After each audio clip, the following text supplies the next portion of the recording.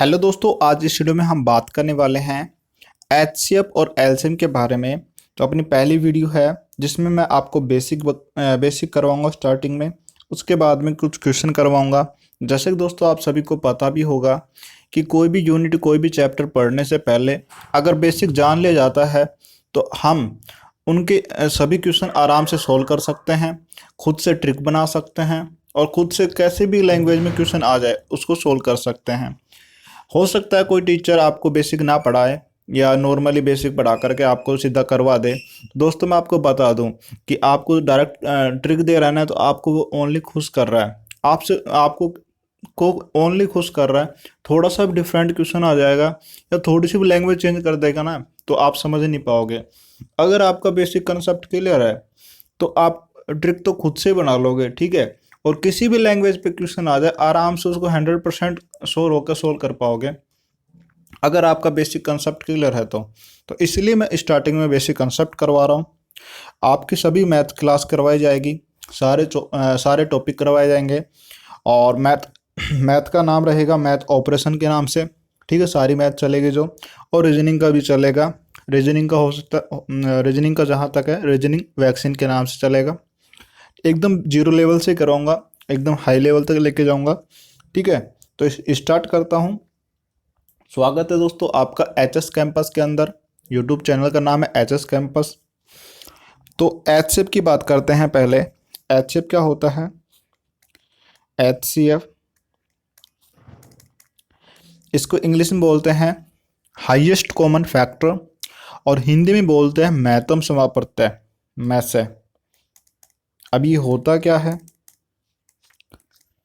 ये दो या दो से अधिक संख्याओं का एचसीएफ वह सबसे बड़ी संख्या होती है जो दी गई संख्याओं में से प्रत्येक संख्या को पूर्णतः विभाजित कर दे। ठीक है, समझने की कोशिश करना, फिर से बोल रहा हूँ। दो या दो से अधिक संख्या, आपको दो संख्या दी जाती है या दो से ज़्यादा दी जाती है, तभी एचसीएफ पूछा जाता है। ओनली एक संख्या देख करके आपसे एलसीएम नहीं एचसीएफ नहीं पूछा जाता, ठीक है। या तो दो संख्या देगा या दो से अधिक देगा, यहाँ तक ठीक है। दो या दो से अधिक संख्याओं का एचसीएफ वह सबसे बड़ी संख्या, क्या दोस्तों? सबसे बड़ी संख्या जो दी गई संख्याओं में से प्रत्येक संख्या को पूर्णतः विभाजित कर दे। जो आपको संख्या दे रखी है उसका कुछ फैक्टर होगा, गुणनखंड होगा, वो गुणनखंड उन दोनों को, दोनों जो संख्या दे रखे है उन दोनों को पूरा पूरा विभाजित कर दे, और वो सबसे बड़ा फैक्टर होना चाहिए, सबसे बड़ी संख्या होनी चाहिए, वही आपका एचसीएफ होता है। दूसरी लैंग्वेज में बात करूं तो दूसरी लैंग्वेज क्या होगी? वो बड़ी से बड़ी संख्या जिसका दी गई संख्याओं में पूरी तरह से भाग जाए। क्या दोस्तों? वो बड़ी से बड़ी संख्या जिसका दी गई संख्याओं में पूरी तरह से भाग जाए। अगर आपको अब भी समझ में नहीं आया तो तीसरी लैंग्वेज ही होगी। एकदम इजी लेवल से समझने की कोशिश करना। आपको दो संख्या दे रखी है, तीसरा खुद एकदम बेसिक से ले रहे हैं। कोई भी आपको दो संख्या दे रखी है, जैसे सपोज करो 12 और आपको दे देता है 18, तो ऐसी सबसे बड़ी संख्या जो इन दोनों को डिवाइड करे, ठीक है, इन दोनों को पूर्ण से विभाजित कर दे, तो ऐसा सबसे बड़ा कौन सा फैक्टर होगा? इसमें 6 नज़र आ रहा है, 6 दूनी 12, 6 तिया 18, ठीक है। इसमें 6 नज़र आ रहा है, इसमें 6 नज़र आ रहा है। दोस्तों आपसे वादा है कि अगर आपने सारा एचसीएफ स्टार्टिंग से लेकर लास्ट तक पढ़ा ना, तो आपको एचसीएफ और एलसीएम इस तरीके से करवा दूंगा। क्वेश्चन डिजिट देखते ही आप एलसीएम एलसीएम बता दोगे, एलसीएम और एचसीएफ, ठीक है। ये आपसे वादा है। जैसे आप संख्या देखोगे ना, देखते ही आपके माइंड के अंदर इतना एक्टिव करवा दूंगा, माइंड के अंदर ऑटोमेटिक कैलकुलेशन चलेगी और आप डायरेक्ट बता दोगे कि इसका एलसीएम ये होगा, एचसीएफ ये होगा। और मैं ये सब कुछ जहाँ तक है भाजकता के नियम से कराऊंगा। आपको 5 से 6 तरीके से आपको एलसीएम एचसीएफ करवा दूंगा, टेंशन नहीं लेने का। आपसे वादा है कि कभी भी आप एचसीएफ एलसीएम कोई भी क्वेश्चन आ जाएगा ना, तो एक भी क्वेश्चन गलत नहीं कर पाओ, किसी लेवल का हो, ठीक है। अब इसकी बात कर लेता हूँ। ये क्या होता है? 6 दूनी 12 होता है, 6 तिया 18, तो इसमें सबसे बड़ी संख्या क्या नज़र आ रही है?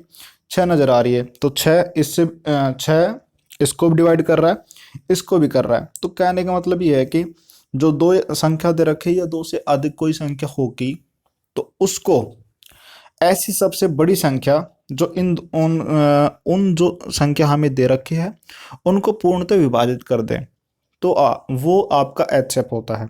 ठीक है, वो बड़ी से बड़ी संख्या जिसका दी गई संख्याओं में, हमें जैसे ये संख्या दे रखी है, बड़ी से बड़ी संख्या हमारी ये निकल के आई, दी गई संख्याओं में पूरी तरह से भाग जाए, इसके अंदर पूरी तरह भाग चला जाए। और क्या होता है, यह आप इस तरीके से समझ सकते हो, पूर्णतः विभाजित करने वाली सबसे बड़ी संख्या। क्या दोस्तों, पूर्णतः विभाजित करने वाली सबसे बड़ी संख्या ही एचसीएफ होता है। जैसे 6 की बात करूं, ये सबसे बड़ी संख्या इन दोनों को पूर्णतः विभाजित कर रहा है, तो इसका एचसीएफ क्या हो जाएगा, 12 और 18 का एचसीएफ क्या होगा आपका, 6 होगा। किस तरीके से निकल गया एचसीएफ आपको सारा बताऊंगा, अभी आपको इसकी डेफिनेशन बता रहा हूँ कि किसको एचसीएफ बोलते हैं। ठीक है, फिर से सुनने की कोशिश करना और अलग लैंग्वेज में। किन्हीं संख्याओं का मैस है वह बड़ी से बड़ी संख्या है जो 2 या 2 से अधिक अर्थात उन संख्याओं को पूर्णतः विभाजित कर दे। ठीक है, अब इतनी डेफिनेशन देने के बाद आई होप आपको समझ में आ गया होगा। फिर भी नहीं समझ में आया तो टेंशन नहीं लेने का, आपको जैसे ही एक्सेप्ट करवाना बताऊंगा, आपसे डेफिनेशन तो पूछी नहीं जाएगी ना, आपसे क्या पूछा जाएगा, संख्या देगा, क्वेश्चन देगा, उनको सोल्व करवाएगा। ठीक है, तो जब भी जैसे जैसे उनको करवाऊंगा ना सोल्व, तो आपको ऑटोमेटिक आपको समझ में आ जाएगा और आप खुद से कैलकुलेशन, माइंड कैलकुलेशन करने लग जाओगे। मेरी मैथ पढ़ोगे ना मेरे से, तो आपसे ये तो वादा है और ये कॉन्फिडेंस हो जाना कि आपका माइंड एक्टिव करवा दूंगा, माइंड के अंदर कैलकुलेशन करना सिखा दूंगा। ठीक है, अब जैसे एचसेप कितने तरीके से निकाला जाता है, इसके मेन तरीके तो 3 होते हैं मुख्य तौर पर, मैं आपको बट काफ़ी तरीके से, अलग अलग तरीके से करवाऊंगा। पहला होता है गुणनखंड विधि बाई फैक्टर। क्या होता है,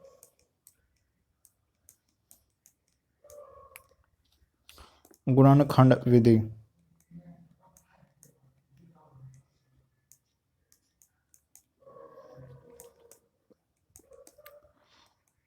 या बोल सकते हैं इंग्लिश में बाई फैक्टर।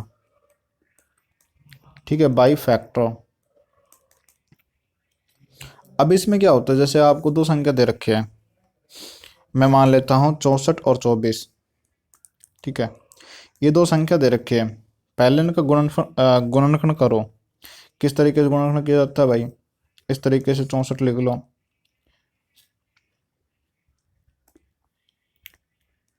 ठीक है, और इसमें सबसे छोटी संख्या का भाग दो।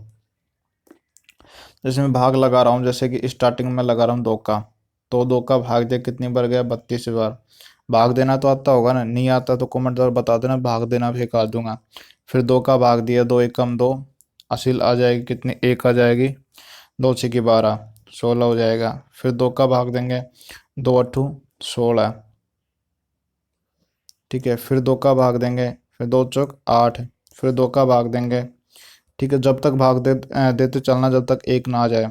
फिर 2 का भाग दिया, 2 दूनी 4, और फिर 2 में 2 का भाग दिया, 1 आ गया। ठीक है, इसका फैक्टर तो ये बन गया। अब 24 की बात कर लेता हूँ, 24 में भी सेम,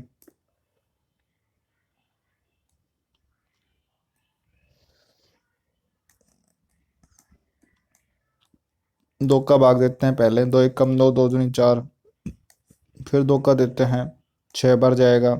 फिर 2 का भाग देते हैं 3 बार जाएगा। ठीक है, और फिर 3 का भाग देते हैं, फिर 3 में 3 का 1 बार भाग जाएगा। तो ये इनका फैक्टर हो गया। ठीक है, 64 का फैक्टर क्या हुआ दोस्तों, 64 का आपका हुआ 2 गुणा में 2 गुणा में 2 गुणा में 2, एक सेकंड, गुणा में 2 गुणा में 2 हो गए दोस्तों, कितना, 1 2 3 4 5 6, 1 2 3 4 5 6 हो गया। अब 24 का फैक्टर क्या हुआ, अभी हमने किया 2 गुणा में 2 गुणा में 2 गुणा में 3, 2 गुणा में 2 गुणा में 2 गुणा में 3। ये प्रोसेस बहुत लेंथी है, बड़ा है, ठीक है। मैं इनके आधार पर क्वेश्चन सोल्व नहीं करवाऊंगा, आपको एक बताने के लिए ये करवा रहा हूँ, ठीक है। इनके आधार पर क्वेश्चन सोल्व नहीं करवाऊंगा, ये अपनी तो अलग ही ट्रिक होगी, ठीक है। अब इसकी बात कर रहा हूँ, कितना इसमें क्या देखना है, कॉमन कॉमन ऐसी कॉमन संख्या देखनी है, ठीक है।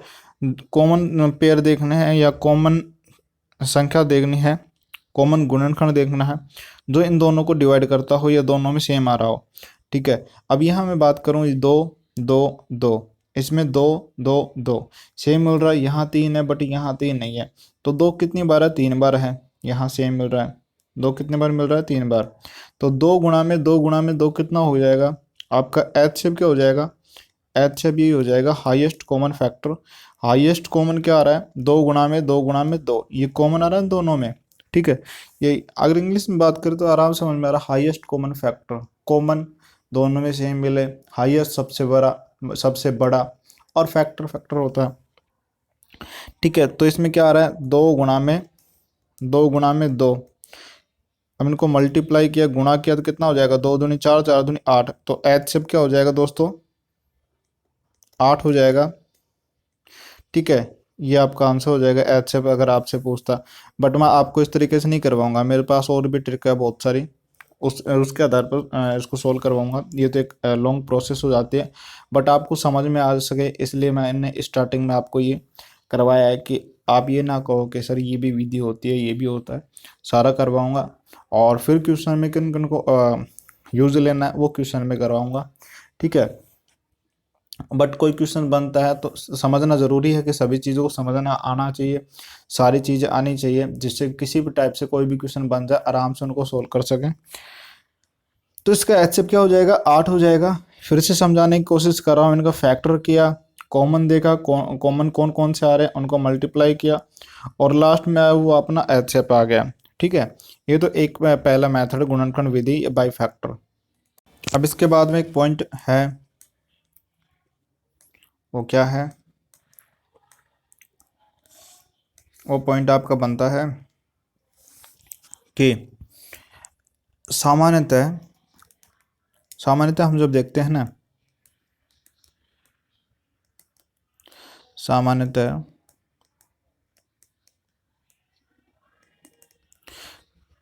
दी गई संख्याओं का, जो भी आपको संख्या दे रखी है, दी गई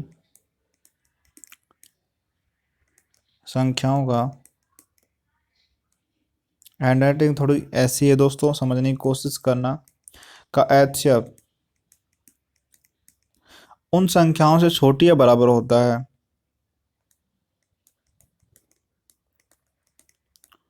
उन संख्या उन संख्याओं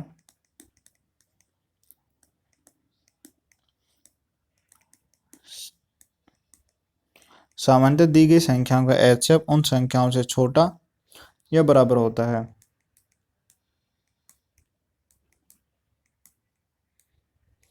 ठीक है। अभी समझ में आएगा मैंने क्या लिखा है। और एक दूसरा पॉइंट होता है कि एचसीएफ सदैव धनात्मक होता है,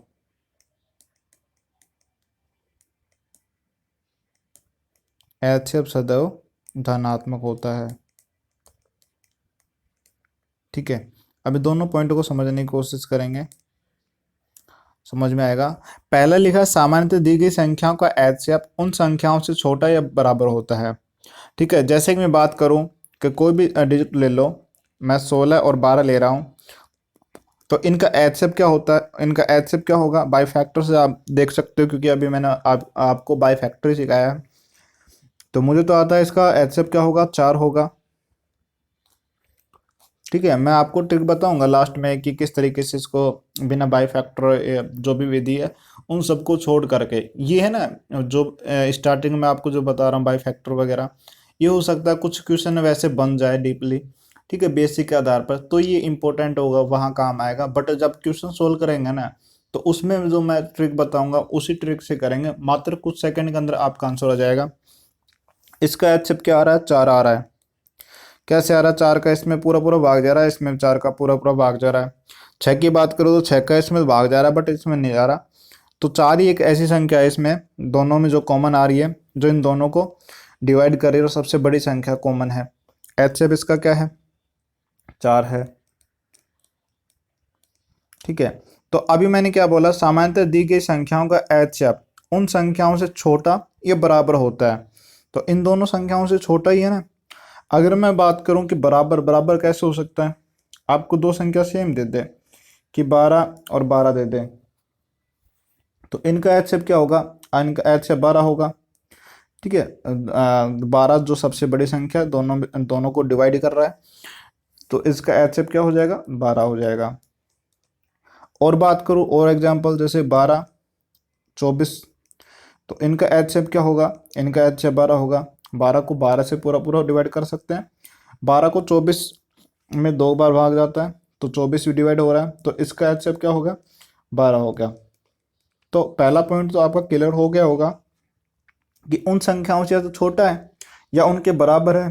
ठीक है, इसमें इसके बराबर है, तो ये तो आपका एक पॉइंट हो गया। इसका एक अपवाद भी होता है, और भी अभी बताऊंगा। तो और एक दूसरा पॉइंट है कि एचसीएफ सदैव धनात्मक होता है।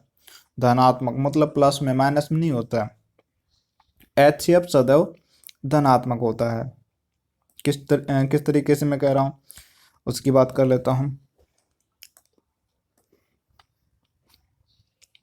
जैसे आपको कोई दो संख्या दे दी कि -12 और -12, इसका एचसीएफ बताओ। तो इसका एचसीएफ क्या होगा दोस्तों, अगर ये क्वेश्चन एग्जाम में आता है तो 90% क्वेश्चन, सॉरी 90% स्टूडेंट क्या करते हैं, इसका आंसर करके आते हैं -12, जो एकदम गलत होगा। इसका आंसर क्या होगा, पॉजिटिव में 12 होगा। ठीक है, क्या होगा दोस्तों, पॉजिटिव में 12। ये जो माइनस का निशान है, माइनस का निशान हट जाएगा, और इसका प्लस में आंसर होगा। एक सेकंड, इसका आंसर होगा 12। अच्छा, इसका क्या हो जाएगा, 12 हो जाएगा। ठीक है, इसका एचसीएफ क्या होगा, 12। तो यहाँ देखो दोस्तों, इस पहले वाले पॉइंट को बस ओनली इसी अपवाद के तौर पर गलत साबित कर सकते हैं, अन्यथा सभी में ये पॉइंट एकदम सेटिस्फाई होगा, सही होगा। इसका चांस बहुत कम होता है, ये क्वेश्चन में नहीं पूछा जाता। ठीक है, ये आपको समझाने के लिए, डीपली समझाने के लिए ये एग्जाम्पल दिया है कि सामान्यतः दी गई संख्याओं का एचएफ उन संख्याओं से छोटा या बराबर होता है। तो ये तो -12 है, -12 ये प्लस है, तो ये बड़ा हो गया ना इससे। तो यहाँ थोड़ा सा बस यहाँ फेल होता है, अन्यथा यहाँ तक एकदम सही रहेगा, सेटिस्फाई करेगा। ये दूसरे नंबर दो को, दूसरे नंबर पॉइंट को फॉलो कर रहा है। एचएफ सदैव धनात्मक होता है। संख्या हमें ऋणात्मक दे रखी है, इसका एचएफ निकाला, तो इसका एचएफ पॉजिटिव आएगा, धनात्मक आएगा। ठीक है, समझने की कोशिश करना। आई होप आपको समझ में आ गया होगा। ठीक है, फिर से समझाने की कोशिश करता हूँ कि जो आपको जो संख्या दे रखी है, हमेशा 99.99%, ठीक है, एचएफ उन संख्याओं के बराबर होगा या उनसे छोटा होगा। बस ओनली अगर ऋणात्मक में होता ना, तो उन संख्याओं से बड़ा होता है। ठीक है, ध्यान देना, ऋणात्मक माइनस में होना तो उनसे बड़ा होता है। बस यहाँ थोड़ा सा पॉइंट ध्यान रखना, क्योंकि एचएफ सदैव धनात्मक होता है। ठीक है, आई होप आपको समझ में आ गया होगा यहाँ तक। तो इसका तीसरा पॉइंट क्या होगा, तीसरा पॉइंट आपका ये होगा कि जब दो संख्याओं में कुछ भी कॉमन नहीं होता हो तो उनका एचएफ 1 होता है। क्या दोस्तों, जब कोई भी दो संख्या जो आपको दे रखे हैं ना, वो दो संख्याओं में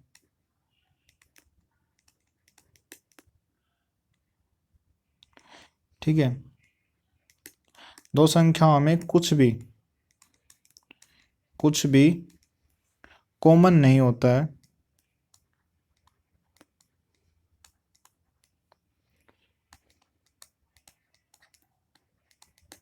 तो उनका HCF क्या होता है दोस्तों, उनका HCF होता है 1। तो कॉमन नहीं होता है तो उनका HCF, तो उनका HCF क्या होगा, 1 होगा। ठीक है, 1 होता है। और ये संख्या कौन क्या कहलाती है, इन संख्या को हम क्या बोलते हैं दोस्तों, सहअभाज्य संख्या बोलते हैं। को प्राइम नंबर सहअभाज्य, जो एक दूसरे को विभाजित ना करे, सहअभाज्य संख्या बोलते हैं दोस्तों। इसको क्या बोलते हैं, सहअभाज्य संख्या, इंग्लिश बोलते हैं को प्राइम नंबर। ठीक है, जैसे एग्जाम्पल लो, 5 और 7 हैं। अब इनके जो फैक्टर होंगे नहीं, 5 गुणा में 1 ही होगा, इनका 7 गुणा में 1 होगा। तो इनका HCF क्या होगा, ये दोनों आपस में डिवाइड नहीं हो रहा, तो इनमें कुछ भी कॉमन नहीं आ रहा 1 के अलावा। तो इनका HCF क्या हो जाएगा, इनका HCF आपका हो जाएगा 1। ठीक है, और जैसे कि बात करूँ, आपका है 15 और एक डिजिट आ जाती है आपकी 8। तो इनका फैक्टर क्या होगा, इसका फैक्टर होगा 3 गुणा में 5, इसका फैक्टर क्या होगा 2 गुणा में 2 गुणा में 2। ठीक है, 2 दूनी 4, 4 दूनी 8। बट इसमें 3 गुणा में 5 है, इसमें 3 कहीं भी नज़र नहीं आ रहा, 5 कहीं भी नज़र नहीं आ रहा। तो इसका मतलब ये दोनों में कुछ भी कॉमन नहीं है 1 के अलावा। ठीक है, कुछ भी कॉमन नहीं है ना, तो इसका HCF क्या हो जाएगा, 1 हो जाएगा। इसका HCF क्या होगा, 1। तो इन दोनों संख्या को हम क्या बोल सकते हैं, सहअभाज्य संख्या। क्या दोस्तों, सहअभाज्य, अभाज्य संख्या, सहअभाज्य, एक दूसरे को भाज्य ना करें, इंग्लिश में बोले तो को प्राइम नंबर। ठीक है, ये भी दोनों ये होगा। और दोस्तों इनकी एलसीएम की बात करूँ, एलसीएम आपको करवाया नहीं है, बट फिर भी एलसीएम जब करवाऊंगा तब आपको अच्छे तरीके से उसमें बताऊंगा। तो इनका एलसीएम क्या होता है, इन दोनों को गुणा ही एलसीएम होता है। 5 गुणा में 7 इसका एलसीएम होगा, 15 गुणा में 8 इसका एलसीएम होगा। ठीक है, पॉइंट नंबर 3 हो गया, ऊपर है। चौथा पॉइंट आपका होगा कि यदि जैसे दो संख्या हमने माना कि को प्राइम नंबर, उनका HCF 1 है, तो वो को प्राइम नंबर है। ठीक है, उन दो संख्याओं का योग के साथ पहली संख्या, उन दोनों संख्याओं के योग के साथ दूसरी संख्या, या उन दोनों के साथ उन दोनों का अंतर के साथ पहली संख्या, या उन दोनों संख्याओं का अंतर के साथ दूसरी संख्या, इन सब का HCF निकालेंगे तो उनका HCF 1 ही आता है। ठीक है, कैसे, जैसे कि सपोज करो, यदि आपने दो संख्या मानी A और B, को प्राइम नंबर, और को प्राइम नंबर का HCF क्या होता है, सहअभाज्य संख्या का HCF होता है 1 होता है। ठीक है, या मैं ये कहूँ कि दो संख्या है, उनका HCF 1 है, दो संख्या कैसी होगी, सहअभाज्य संख्या होगी। तो सहअभाज्य संख्या की बात नहीं चल रही, यहाँ बात चल रही है कि उनके HCF क्या होगा, उनके जोड़ और उनके अंतर के साथ में। तो जैसे कि पहले की बात करूं तो A और B, ये दो संख्या मानी हमने, को प्राइम नंबर माना, तो A प्लस B इसके साथ और A, ठीक है, A प्लस B इसके साथ और B, या A माइनस B इसके साथ A, या A plus B A minus B इसके साथ B। ठीक है, इन सभी का HCF क्या होगा, इन सभी का HCF भी 1 ही होगा, इन सभी का HCF भी 1 होगा। कहने का मतलब है कि जो सहअभाज्य संख्या या को प्राइम नंबर है, या मैं ये कहूँ कि वो दोनों ऐसी संख्या जिनका HCF 1 आ रहा है, उन संख्याओं के योग के साथ पहली संख्या लेते हैं तब भी उनका HCF 1 आएगा, उन संख्याओं के योग के साथ दूसरी संख्या लेते हैं तो भी उनका HCF 1 आएगा, उन संख्याओं का अंतर के साथ पहली संख्या लेते हैं तो भी उनका HCF 1 आएगा, उन दोनों संख्याओं के का अंतर के साथ दूसरी संख्या लेते हैं तो भी उनका HCF 1 आएगा। एग्जाम्पल लेके समझो, आराम से समझ में आएगा। ठीक है, जैसे मैं मान लेता हूं कि एक संख्या आपका 23 और एक है 25, इसमें कॉमन क्या आ रहा है, कॉमन कुछ नहीं आ रहा, इसका HCF क्या है, इसका HCF 1 है। ठीक है, अब इन दोनों का योग कितना हो जाएगा, 23 प्लस 25 कितना हो जाएगा, आपका हो जाएगा 48। ठीक है, 48 के साथ अगर मैं 23 लेता हूं तो इनका HCF क्या निकल के आएगा, HCF आपका क्या आ जाएगा, 1 आ जाएगा। ठीक है, ये HF को मैंने ऐसे लिख दिया, इसका मतलब समझाना कि HF है। इन दोनों संख्याओं के साथ, इन दोनों संख्याओं के योग के साथ अगर मैं दूसरी संख्या लेता हूँ 25 लेता हूँ तो भी इसका HF क्या हो जाएगा, इसका HF एक ही आएगा। ठीक है, इन दोनों का अंतर कितना हो जाएगा, इन दोनों का अंतर है 2। 2 के साथ अगर मैं पहली संख्या लेता हूँ तो भी इसका HF क्या होगा, 1 होगा। ठीक है, उन दोनों के अंतर के साथ अगर मैं दूसरी संख्या लेता हूँ तो भी इसका HF क्या होगा, 1 होगा। आई होप आपको समझ में आ गया होगा। यहाँ से क्वेश्चन बनता है। ठीक है, और किस तरीके से बनता है, आपसे इस तरीके से पूछ सकता है कि ये दे दे, और इनमें से पूछे कि निम्न में से कौन सा सही है, इनमें से कोई एक दे दे। ठीक है, उनका HF पूछा जाए तो इस तरीके से आप डिफाइन कर सकते हो। अभी लास्ट में जैसे क्वेश्चन करवाऊंगा तो आपको समझ में आएगा किस तरीके से क्वेश्चन पूछा जाता है। अगर आपका ये बेस स्टैंडर्ड है, अच्छा है, स्ट्रॉन्ग है, तो आपको कैसे भी क्वेश्चन दे दे आप इजीली उनका आंसर दे दोगे विद ए सेकंड के अंदर। ठीक है, कुछ सेकंड के अंदर। तो पॉइंट नंबर 4 हो गया। अब पॉइंट नंबर 5 की बात कर लेते हैं जो 4 के बेस के ऊपर है। ठीक है, पॉइंट नंबर 5 क्या कहता है कि दी गई संख्याओं का HF सदैव उनके योग, अंतर तथा गुणनफल को भी विभाजित करता है। ठीक है, ये भी बहुत इंपॉर्टेंट है। इससे भी इनडायरेक्ट 1-2 टाइप के क्वेश्चन है वो सारे सोल्व हो जाएंगे। ठीक है, समझने की कोशिश करना कि आपको जो भी संख्या दे रखी है, दी गई संख्याओं का HF, दी गई संख्याओं का HF सदैव, हमेशा दोस्तों उनके योग, उनके योग, उनके योग, अंतर, उन दोनों दो संख्याएं जो भी दे रखी है उनका अंतर। ठीक है, और तथा उनका गुणनफल, तथा उनका गुणनफल, संख्याओं का गुणनफल। ठीक है, तथा उनका गुणनफल को भी विभाजित करता है, को भी विभाजित करता है। समझने की कोशिश करना फिर से। दी गई संख्याओं का HCF सदैव उनके योग, अंतर तथा गुणनफल को विभाजित करता है। कैसे, मैं क्या कह रहा हूँ, इसका मतलब ये है दोस्तों, समझने की कोशिश करना, हर बार मैं यही बोल रहा हूँ। ठीक है, जैसे कि एग्जांपल लो 16 और 40, इसका HCF क्या होगा दोस्तों, 8 आएगा। HCF अभी मैंने बाई फैक्टर द्वारा बताया कि बाई फैक्टर द्वारा HCF क्या होता है। अगर आपको आ रहा है ठीक है, नहीं आ रहा तो कोई बात नहीं, आपको लास्ट में बताऊंगा। स्टार्टिंग में भी बेसिक बताने की कोशिश कर रहा हूँ। इसका HCF आएगा 8, क्योंकि 8 से ये भी पूर्णतः विभाजित है और ये भी विभाजित है। सबसे बड़ी संख्या 8 ही है जो इसमें कॉमन आ रही है, तो इसका HCF 8 है। तो इन दोनों संख्याओं को तो विभाजित कर रहा है HCF। ठीक है, उन संख्याओं को तो विभाजित करेगा ही करेगा। इनका योग करता हूँ तो 40 प्लस में, पहले ही पॉइंट की बात कर लेता हूँ, योग की बात करूँ, 40 प्लस में 16 करता हूँ, कितना हो जाएगा दोस्तों, ये हो जाएगा 56। और 56 के अंदर अगर मैं HCF का भाग लगाता हूँ तो पूरा पूरा कट जाएगा 7 बार। तो कहने का मतलब क्या है कि वो जो संख्या दे रखी है उनके योग, योग को भी HCF डिवाइड करेगा पूरा पूरा पूरा।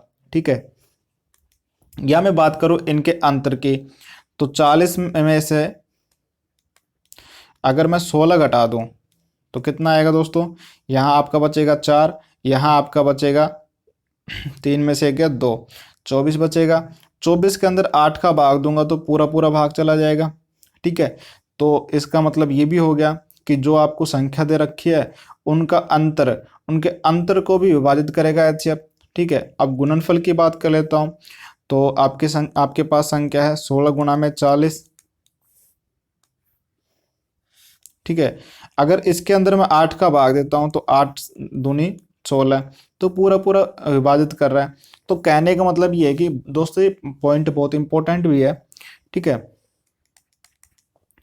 कि जो आपको संख्या दे रखी है उनका जो HCF निकल के आ रहा है वो HCF उनके योग, उनके अंतर और उनके गुणनफल को विभाजित करता है। ठीक है, उन संख्या के साथ साथ संख्या को तो डिवाइड करेगा ही करेगा। उनको तो विभाजित करेगा करेगा, उन संख्याओं को योग को विभाजित करेगा, उनका अंतर को विभाजित करेगा, उनके गुणनफल को विभाजित करेगा। ठीक है, आई होप आपको समझ में आ गया होगा, एग्जाम्पल दे दिया आपको। इसका सेकंड मेथड क्या होता है कि भाग विधि, बाय डिवीजन मेथड। ठीक है, इसमें क्या होता है, जो आपको संख्या दे रखी है ना, उसमें उसका मैसे किस तरीके से निकाला जाएगा, उसका एचसीएफ किस तरीके से निकाला जाएगा।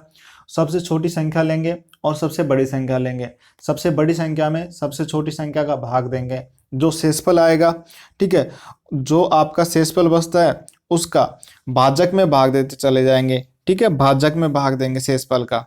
ठीक है, और जब संख्या का पूरी तरह भाग चला जाएगा तो वही आपका एचसीएफ होगा। ठीक है, और यदि तीसरी संख्या हो तो कोई भी, अगर दो संख्या की बात होगी, अगर तीसरी संख्या हो तो उस जो आपका एचसीएफ निकल के आया ना, या जो लास्ट में रिजल्ट निकल के आया, ठीक है, तो उसका तीसरी संख्या में भाग देंगे। इसी तरह इसको दोहराते रहेंगे। ठीक है, जो शेषफल आएगा, वो जो आपको शेषफल आ रहा है उसका भाजक के अंदर फिर भाग देंगे, जो लास्ट में पूरा पूरा भाग चला जाएगा वही आपका एचसीएफ होगा। समझने की कोशिश करना, एग्जाम्पल देके समझाऊंगा तब आपको आराम से समझ में जाएगा। या मैं ये कहूँ, किसी भी बड़ी संख्या में किसी भी छोटी संख्या से भाग देते हैं तथा भाग चलता रहता है, इस प्रकार अंतिम भाजक को एचसीएफ कहा जाता है। अंतिम भाजक को जैसे समझने की कोशिश करो यार, 6 एग्जाम्पल समझने की कोशिश करो। आपको दे दिया 48 सॉरी, आपको दे दिया 56। ठीक है, ये आपको दे दिया। अब आपको इसमें भाग विधि से इसको करना है, तो क्या करना है, सबसे छोटी संख्या, और आप 48, इससे बड़ी संख्या ले लो 48 पहले, तो 6 यहाँ रखा। ठीक है, 48 के अंदर भाग दिया तो 48 में पूरा पूरा चला गया, 6 8 48। ठीक है, पूरा पूरा चला गया ना, तो यहाँ जो आपका 6 आ रहा है भाजक, इस 6 को लेना है, 56 के अंदर भाग लगा के देखना है। ठीक है, 6 को लेना है, और एक सेकंड, ये आपका भाजक है ना। तीसरी संख्या है, अगर दो संख्या होती ना, दो संख्या होती 6 और 48, और इसका एचसीएफ निकालना होता इस भाग विधि से, अगर हम निकाल रहे हैं तो इसमें पूरा पूरा भाग चला गया तो इसका एचसीएफ 6 आ जाता। ठीक है, अब तीन संख्या है तो इसमें तो 6 आया है, तो अब 6 आया है, वो तीसरी संख्या क्या है आपका 56 है, तो 56 के अंदर 6 का भाग लगाएंगे। एक सेकेंड, 56 के अंदर 6 का भाग लगाएंगे तो 6 नाम 54 होगा। कितना बचेगा आपका, 2 बचेगा। ठीक है, अब 2 ये बचा। अब इस तरीके से करेंगे, अब जो भाजक है उसको अंदर रखेंगे, और जो आपका शेषफल है उसका इसके अंदर भाग देंगे तो पूरा पूरा 3 बार जा रहा है, 2 3 6। ठीक है, पूरा पूरा भाग चला गया तो लास्ट रिजल्ट तो जो आपका रहेगा, लास्ट में जो आपका भाजक निकल कर आएगा, ठीक है, वही आपका आंसर होगा। तो इसमें लास्ट में क्या निकल के आ रहा है आपके पास में 2 निकल के आ रहा है, क्योंकि 2 का पूरा पूरा भाग चला गया, तो 2 जो आपका आ रहा है ना वो आपका एचसीएफ होगा। तो इसका एचसीएफ क्या हो जाएगा, इसका एचसीएफ हो जाएगा 2, अगर आपसे एचसीएफ पूछा जाता। तो ये तो होती है भाग विधि। इस विधि को हमें काम नहीं लेना है, ये बस एक ही क्वेश्चन में काम आएगी, अन्यथा आपको और क्वेश्चन में काम नहीं लेने का। तीसरे मेथड की बात करते हैं। तीसरा मेथड है डायरेक्ट मेथड। इसमें क्या होता है, जैसे 2 संख्या या 3 संख्या दे रखी है, तो 3 संख्या जैसे दे रखी है तो उनमें से कोई 2 ऐसी संख्या लेनी है जिनका कम से कम अंतर आ रहा हो, कम से कम अंतर आ रहा हो। तो जो अंतर आ रहा है ना, या तो एचसीएफ वही होगा, या उनका जो गुणनफल होगा अंतर का गुणनफल, या मैं कहूँ कि फैक्टर होंगे। ठीक है, वो फैक्टर उसका एचसीएफ निकल के आएगा। ठीक है, आपको समझाने की कोशिश करता हूँ, जैसे कि एग्जांपल देता हूँ, 6 48 और 56 ले लेते हैं। ठीक है, अब मैं अगर इन दोनों की बात करूँ तो इसमें 42 का अंतर आ रहा है, काफ़ी अंतर डिफरेंस है, काफ़ी अंतर आ रहा है। अगर मैं इन दोनों की बात करूं तो इन दोनों के अंदर कितने का अंतर आ रहा है, इन दोनों के अंदर आ रहा है 8 का अंतर। ठीक है, 48 और 56, 56 में से 48 घटाऊंगा तो क्या आएगा, 8 आएगा। तो इसका एचएफ या तो 8 होगा, ये 8 का फैक्टर होगा। तो 8 को चेक करते हैं, तो 8 का 6 के अंदर तो भाग नहीं जा रहा ना, तो 6 के अंदर नहीं जा रहा, तो 8 का फैक्टर क्या क्या होता है, 2 गुणा में 2 होता है। ठीक है, तो इसका फैक्टर 2 गुणा में 2 होता है। तो अगर मैं इसके सबसे बड़े एचएफ क्या होता है, हाईएस्ट कॉमन फैक्टर। ठीक है, 8 का भाग दे के देखा तो 8 का तो नहीं जा रहा। अगर मैं 4 की बात करूँ, 4, 2 गुणा में 2 की बात करूँ, 4 की बात करूँ, तो 4 का अगर मैं 6 में भाग लगाता हूँ तो पूरा पूरा भाग नहीं जाएगा। 4 का 6 के अंदर मैं भाग दूंगा तो पूरा पूरा भाग नहीं जाएगा ना, तो इसका मतलब 4 भी इसका फैक्टर नहीं होगा। तो क्या होगा, सॉरी, 4 भी इसका एचएफ नहीं होगा। तो क्या होगा, 4 से छोटा क्या बच रहा है, 2 बच रहा है। तो अगर हम 2 की बात करें, 2 का इसमें पूरा पूरा भाग जा रहा है, 2 × 6 होता है, इसमें पूरा पूरा भाग जा रहा है क्योंकि ये सम संख्या है और ये भी सम संख्या है। तो 6, 48, 56 इन दोनों में 2 का पूरा पूरा भाग जा रहा है, तो इसका एचएफ क्या हो जाएगा, इसका एचएफ हो जाएगा आपका 2। ठीक है, ये 3 मेथड है, ये तीनों मेथड से आप एचएफ निकाल सकते हो। बट मैं चौथा मेथड से निकलवाता हूँ, वो आपको अगली वीडियो में बताऊंगा जब क्वेश्चन सोल्व करवाऊंगा। इसके बाद एलसीएम आएगा, एलसीएम किस तरीके से निकालते हैं। ठीक है, उसके बाद में जब क्वेश्चन करवाऊंगा तब इसका मेथड बताऊंगा। इन तीनों मेथड में से कोई मेथड आपके काम नहीं आएगा। नॉर्मली आ सकता तो फैक्टर थोड़ा बहुत काम आएगा, नहीं तो नहीं आएगा। भाजक के नियम से करवाऊंगा आपको। ठीक है, और जहाँ तक मैं मानता हूँ कि कोई या 1% ही कोचिंग होगी जिसमें ये भाजकता का नियम से करवाते होंगे, और जो सबसे इजी भी है, सबसे बेस्ट भी है मेरे अकॉर्डिंग। तो आपको काफ़ी तरीका बताऊंगा एचएफ निकालने के, एलसीएम निकालने के। ये कॉमन जो कॉमन मेथड बताया ना, ये कॉमन आपको सभी कोचिंग मिलेगा, सभी बुक में मिलेगा। ये कॉमन चीज़ है, ये भी पढ़नी जरूरी थी क्योंकि फिर आप कहते कि हमें इस तरीके से नहीं बताया। ये कॉमन तरीके। अब जो अगली वीडियो होगी उसमें मैं मेरा तरीका बताऊंगा किस तरीके से मैं इसको सोल्व करता हूँ, या टीचर लोग किस तरीके से करते हैं। अगर आपको समझ में आया तो वीडियो को लाइक कर देना, चैनल सब्सक्राइब कर लेना, कॉमेंट द्वारा बता देना समझ में आया नहीं आया। ठीक है, जैसा भी है। मिलते हैं नेक्स्ट वीडियो में। जय हिंद, जय भारत। और इनका एक अलग से प्लेलिस्ट मिलेगी और प्लेलिस्ट में सारा एचएफ एलसीएम मिलेगा। थैंक यू फ्रेंड, मिलते हैं नेक्स्ट वीडियो में। जय हिंद, जय भारत।